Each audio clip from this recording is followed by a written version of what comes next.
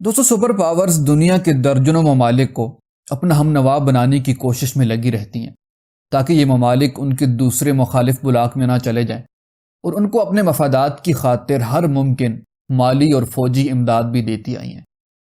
دوستو پاکستان بھی روسی سوشلزم کی وجہ سے امریکی بلاک میں رہا، لیکن اس کی چین کے ساتھ تعلقات بھی مضبوط رہے ہیں۔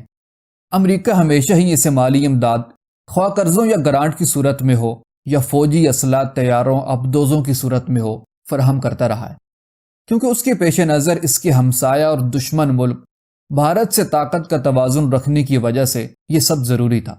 تبھی بھارت کے ایٹمی طاقت بننے کے بعد امریکہ پاکستان کو یہ کام کرنے سے روکتا تو رہا، لیکن بالآخر یہ کام کرنے کی بادل خواستہ اجازت دے دی تھی۔ 257 اسلامی ممالک میں واحد ملک پاکستان ہی ایٹمی طاقت کے درجے پر فائز ہوا اور افغانستان وار میں آپس سے باہر ہونے لگا تو امریکہ نے اسے قابو میں کرنے کے لیے دوسرے حربے آزمانے کا فیصلہ کیا۔ ان میں جمہوریت کی رٹ لگا کر 1988 تا 1999 4 کرپٹ جمہوری حکومتوں کو لا کر ملک کی معیشت کو تباہ کرنے، بھانت بھانت کی سیاسی بولی بولنے کی وجہ سے توانائی کے لیے ڈیم بنانے کا کام 35 سال سے مسلسل التوا میں ڈالے جائے رکھنا شامل تھا، کیونکہ امریکہ کو پتا تھا کہ ایک تو سیاستدان کرپٹ اور لوٹ مار کرنے والے ہیں اور اس کے مشن کو پورا کرنے میں دیر نہیں لگائیں گے۔ ان حکومتوں نے نہ صرف ملکی معیشت تباہ و برباد کر دی بلکہ اسے مزید مقروض کرتے چلے گئے اور اغیار کے سپرد کر دیا گیا۔ تو ملک کے تمام منافع بخش ادارے تباہ ہونے سے ایک تو عوام پر ٹیکسوں کا بوجھ ڈالنے کا سلسلہ شروع کیا گیا، دوسری طرف لاگت بڑھنے سے ہماری انڈسٹری ایکسپورٹ کے میدان میں بھارت، بنگلہ دیش، تھائی لینڈ جیسے سستے ممالک سے پیچھے رہ گئی، جو پہلی ہی بجلی نہ ہونے کی وجہ سے شدید بحران کا شکار تھی۔ دوستو جب بھی اس ملک میں ڈیم بنانے کا مرحلہ آتا تو تمام قوم پرست جماعتیں، MQM، عوامی نیشنل پارٹی، سندھی قوم پرست اور بلوچی سردار شور مچا دیتے اور پیپلز پارٹی بھی اپنے مفادات یا مطلب کی خاطر ان کا ساتھ دیتی۔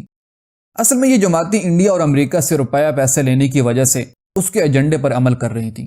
جب سیاسی حکومت آتی تو ڈیم نہ بننے کے شور کو صوبوں کا شورغا قرار دے دیا جاتا، اور جب فوجی حکومت آتی تو وہ اپنا کاروبار حکومت چلانے کے لیے ان لوگوں کو خاموش کرانے کے لیے اس مسئلے کو نہ چھیڑتی۔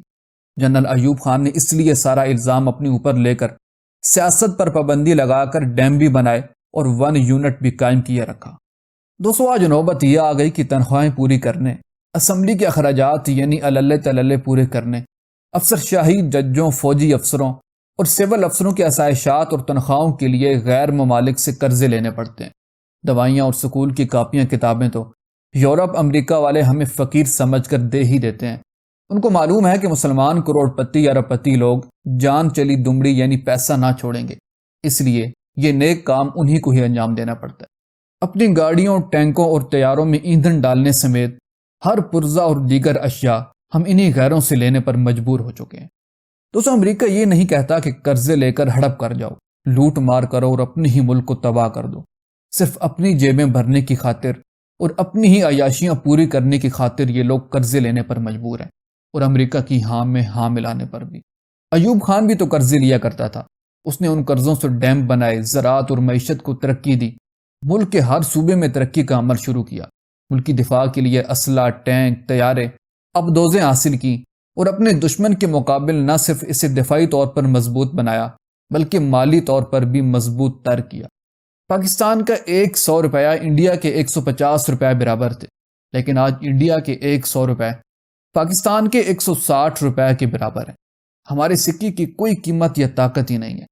ایٹم بم رکھنے کے باوجود ہم کوڑی کوڑی کو محتاج اور غیر ممالک سے قرضے مانگتے پھرتے ہیں۔ تبھی امریکہ ہر مسئلے پر ہمیں ہدایات دینے یا ڈکٹیٹ کرنے یا اپنی شرائط منوانے کی پوزیشن میں، کیونکہ قرضوں کی خیرات تو بالآخر اسی نے ہی ڈالنی ہے، اور اسے فوج لے کر ہمارے اوپر چڑھ دوڑنے کی ضرورت نہیں ہے۔ ہم بلا چون چراں اس کے احکامات بجا لانے کے پابند ہیں۔ دوستو اگر آپ کو ہماری یہ ویڈیو پسند آئی تو پلیز اس کو لائک اور اس طرح کی مزید انفارمیٹیو ویڈیوز دیکھنے کے لیے ہمارا چینل سبسکرائب کر دیں۔ جزاک اللہ۔